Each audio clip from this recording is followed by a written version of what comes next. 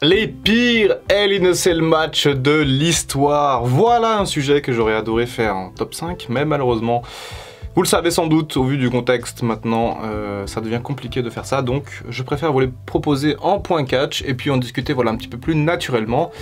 Et puis c'est pas dit qu'il n'y ait pas un top 5 des pires Hell in a Cell un jour. Mesdames, messieurs, bienvenue dans ce nouveau point catch. Aujourd'hui on va s'intéresser à un sujet assez croustillant puisqu'on va parler des plus mauvais Hell in a Cell de l'histoire. Alors je vais vous en donner 7 ou 8 et croyez-moi ça va être assez terrible. Juste avant, n'oubliez pas de rejoindre le serveur Discord, c'est très important et on pourra parler de ça nuit et jour, toute la journée, toute la semaine, dans tous les channels de catch qui sont dédiés au serveur. Un serveur qui est très actif, donc n'hésitez pas à rejoindre. Et j'aimerais démarrer cette liste de la disgrâce immédiatement avec un match en particulier que je déteste. Étonnamment, ce n'est pas le cas de tout le monde dans la commu, j'en ai parlé il y a quelques semaines, quelques jours, dans notamment la streak de l'Undertaker. Eh bien c'est le match tout simplement entre Undertaker et Big Boss Man à WrestleMania 15. Je n'aime pas beaucoup ce match, il n'est pas très bon sur le ring, la fin est très spéciale. Je rappelle, l'Undertaker, il met la corde autour du cou du Bossman, il lève la cage, et tu as une simulation de ça devant des fans ébahis. Alors j'avais dit à l'époque dans cette vidéo, tiens je vais faire une petite parenthèse, j'avais dit dans cette vidéo à l'époque que ça pouvait choquer les enfants et que les enfants pouvaient reproduire ça. Et on m'avait répondu dans les commentaires qu'un enfant n'avait pas à regarder du catch, sauf que les enfants c'est la cible marketing du catch. Alors certes pendant l'Attitude Era c'était un peu chaud, mais ça a toujours été historiquement la cible de marketing de la WWE, donc forcément que les enfants ils vont regarder WrestleMania aussi. Alors tiens, pour le deuxième match que j'ai à vous proposer, c'est un match que vous connaissez sans doute pas, puisqu'il a jamais été diffusé je crois, alors à la fin d'un Raw en 2011, je crois que c'était le 26 novembre, mais je suis pas sûr. Il me semble, parce que c'est une date assez importante pour moi, et c'est mon anniversaire, hein. Et il me semble que c'était ça, à vérifier, mais en gros il y avait eu un Raw, et à la fin de ce Raw, ils ont sorti la cage, et ils ont fait aller Hell in a Cell. John Cena a été champion en 2011. Et CM Punk, Ryback et Dolph Ziggler. Voilà, les 4. Le match a duré 5 minutes, il s'est rien passé. C'était juste pour la foule à l'époque. Il y a un clip qui avait été fait sur le site internet de la WWE à l'époque pour résumer en mode juste la fin. Juste la fin, ça nous laisse à croire que le match était nul et sans intérêt en fait, sans saveur. C'était un Hell in a Cell de house show et même pas de Raw quoi, c'était même pas diffusé. Et donc voilà, bon j'ai même pas d'image, rien. Il n'y a rien pour ce match, donc je sais pas pourquoi ils ont fait ce Hell in a Cell là, mais en tout cas il est compté dans la liste et il est compté comme étant un des pires. Allez, j'ai aussi envie de vous parler du ou des matchs opposant CM Punk à Ryback. Et ouais, Ryback, hein, ça pique les oreilles. Hein. C'était en 2012, du coup CM Punk était champion, Ryback était le face, aucun putain de sens. À moins que ce soit l'inverse. Ah, j'ai un doute. Non, c'est ça, parce que Paul Heyman était...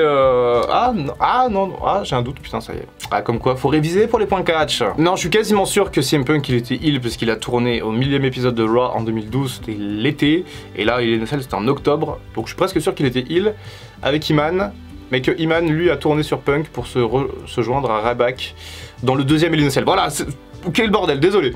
En gros, il y a eu un premier Hell in a Cell qui était nul entre Ryback et CM Punk. Ensuite, il y a eu un deuxième Hell in a Cell avec c'était CM Punk contre Ryback et Paul Heyman. Donc voilà. Bon, RAS, c'était nul. Alors, j'ai pas précisé que le premier c'est Hell in a Cell 2012 du coup. CM Punk est heel et du coup est bien heel et Ryback face. Et le deuxième c'est Hell in a Cell 2013 où CM Punk est face et Ryback est heel et il est avec Paul Heyman. Voilà, ça y est, on n'en parle plus. Parlons plutôt du Hell in a Cell match opposant l'Undertaker à Shane McMahon à WrestleMania 32, qui fait partie aussi des pires malheureusement. Le match est très long, il se passe pas grand chose. Undertaker il est pas... contre Shane McMahon, là, il n'y avait pas de chimie. Hein. On retient de ce match uniquement la chute de... la descente du coude de Shane McMahon du haut de cette cage absolument immense. Oui, ça c'est un WrestleMania moment, c'est évident, c'était incroyable. On se rappelle que de ça quoi, ça vient pas sauver le match dans sa globalité, c'est un peu dommage parce que voilà, il y avait quand même... Non, j'allais dire il y avait quelque chose à faire mais non, parce qu'en fait finalement ce match là c'était un plan B voire C, ce n'était pas prévu du tout. Et on a rajouté justement la Hell in a Cell pour que ça se passe encore plus, que ça soit encore plus impressionnant et surtout pour que Shane McMahon puisse sauter du haut.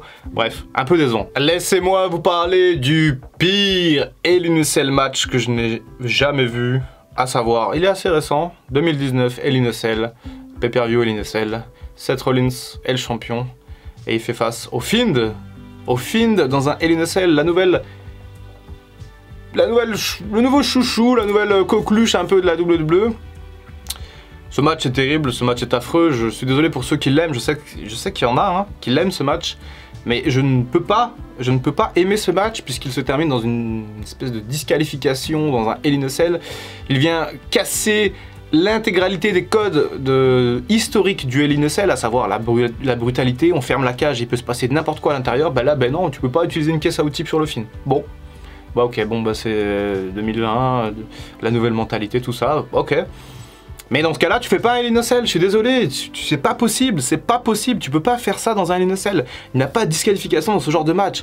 Et en plus, le match en soi est pas dingue, il est même nul en vrai. J'avais été si déçu de ce match parce que, voilà, succession de finish, le film sous un tas de chaises, l'arbitre qui dit vas-y stop, c'est bon, j'en ai assez vu, même moi j'en ai marre. Et ouais, bah c'est Rollins qui reste champion comme ça, ensuite il perdra la ceinture un mois plus tard en Arabie Saoudite. Quel intérêt? Quel intérêt? Voilà, ce match m'avait vraiment fait mal au cœur. Vraiment, ce match avait mis à mal ma passion pour le catch. Je vais vous dire la vérité, c'est que ce match m'avait fait beaucoup de mal à l'époque et que encore aujourd'hui, je peux plus regarder ce match. En plus, avec cette lumière rouge là, c'est... Ouh. En tout cas, désolé pour ceux qui l'aiment, n'hésitez pas à le dire dans les commentaires et à me donner des arguments parce que je vais lire et je vais être intéressé pour les raisons du pourquoi vous aimez ce match en fait, donc n'hésitez pas. Alors figurez-vous que j'ai été très déçu d'un Hell in a Cell que beaucoup d'entre vous doivent adorer, c'était en 2009.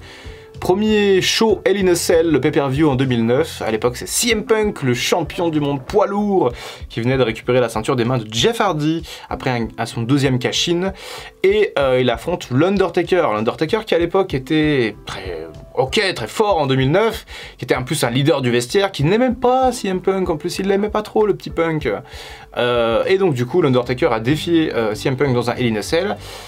Et c'était décevant parce que le match a été trop court, à peine 10 minutes. L'Undertaker a littéralement enterré CM Punk dans ce match, c'était une démonstration. Ça n'a pas été bien facile pour le natif de Chicago. En vrai, ce match-là, je pense qu'il a dû être assez dur à digérer. Parce que l'Undertaker, il a vraiment laminé CM Punk dans le ring et il a récupéré le titre assez rapidement, assez facilement. Et ben voilà, je pense pas que ce soit quand même une bonne idée de faire ça pour un champion émergent comme CM Punk à l'époque. Bon, l'avenir et le futur nous a démontré que tout s'est bien passé ensuite pour lui, enfin, bien passé, tout est relatif. Pour CM Punk du coup dans les années suivantes, mais je pense que voilà, il avait un petit peu... Ah, c'était un peu le début peut-être de la colère de Punk ce match. Allez, encore un match de l'Undertaker, désolé pour les fans de l'Undertaker, je sais qu'il y a des immenses fans de l'Undertaker qui regardent mes vidéos. Mais je suis obligé aussi de parler des mauvaises choses, il n'y a pas que des bonnes choses.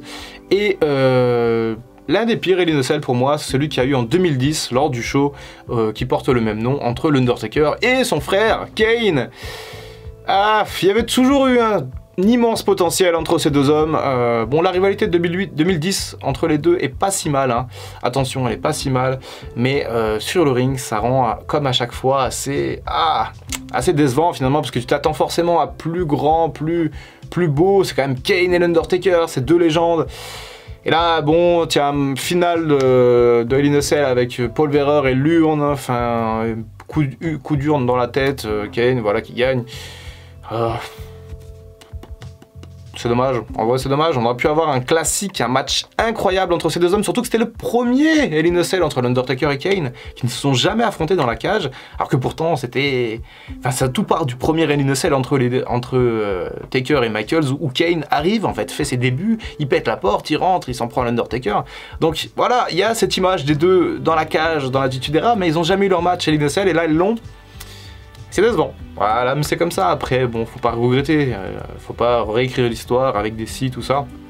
Ça fait partie des pires matchs, ça fait partie des pires matchs, il faut aussi l'accepter. Voilà, c'est tout pour cette liste des pires matchs Hell in a Cell de l'histoire. N'hésitez pas à me dire dans les commentaires, encore une fois, quels sont vos pires matchs, ceux qui vous ont déçus, et si jamais vous n'êtes pas d'accord comme d'habitude, je sais que ça sera le cas, c'est toujours le cas, et c'est ça qui me fait plaisir. Donc voilà, n'hésitez pas à me dire dans les commentaires, gentiment, tranquillement, ce qui vous a sauté aux oreilles, ce qui vous a brûlé les yeux, durant cette petite vidéo, ce point catch. Et nous on se retrouve encore une fois très bientôt pour un nouveau point catch sur les Hell in a Cell. Et oui, c'est toujours pas fini, et non, encore. On va y aller jusqu'au bout, on va faire tous les sujets. Comme ça, voilà, on aura vu tout le grand écosystème des Hell in a Cell cette semaine. Et voilà, vous aurez plein de connaissances en plus à donner à vos proches ou à vos amis. Voilà, je vous retrouve très bientôt pour une prochaine vidéo. C'était le Dr Wrestling. Et en attendant, comme d'habitude, prenez soin de vous.